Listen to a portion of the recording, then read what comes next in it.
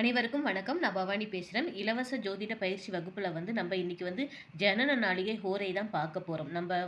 பிறந்த டைம்ல கரெக்ட்டா அந்த நேரத்துல நம்மளுக்கு எந்த ஹோரை இருக்குது. அந்த ஹோரைய வச்சு அதுதான் நம்மளோட ஜனன அதிபதி ஹோரை.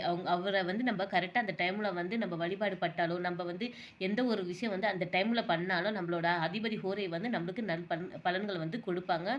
இதுதான் ஜோதிடத்தோட ரகசியம். இது நீங்க தெரிஞ்சு வச்சுக்கணும். போன வீடியோல பிறந்த நேரத்தை நாளிகை எப்படி கணக்கிடுறத பற்றி நான் சொல்லியிருந்தேன். இப்போ அந்த ஜனன நாளிகையில் நம்மளோட அதிபதி ஹோரையை நம்ம இப்போ கண்டுபிடிக்கணும். ஓகேங்களா? இதுக்கு நீங்கள் உங்களோட பிறந்த நேரம் தெரிஞ்சுக்கணும், இடம் தெரிஞ்சுக்கணும், அன்னைக்குன்னு உண்டான சூரிய உதயத்தை தெரிஞ்சு வச்சுக்கணும். இது மூணுத்தையும் தெரிஞ்சு வச்சுக்கணும். தெரிஞ்சு வச்சுட்டு அதை எப்படி நாளிகையாக மாற்றணும்னு நான் போன வீடியோவில் சொன்னேன். அந்த நாளிகை நீங்கள் கண்டுபிடிக்கணும்.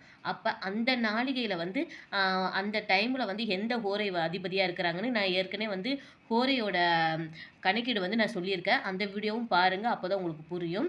அந்த டைமில் ஒரு ஹோரைக்கு ஒரு மணி நேரமாக கிரகங்கள் சுற்றிக்கிட்டே இருக்கும்.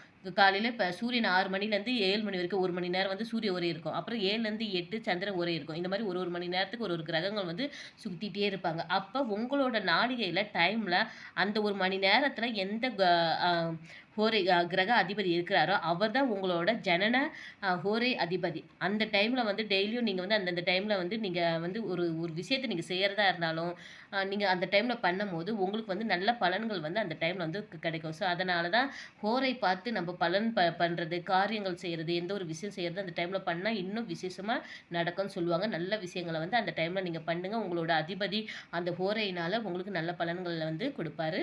இதுதான் ஜாதகத்தோட மெயின் சீக்ரெட்டு. ஸோ இதெல்லாம் நீங்கள் தெரிஞ்சு வச்சுக்கோங்க. ஓகே.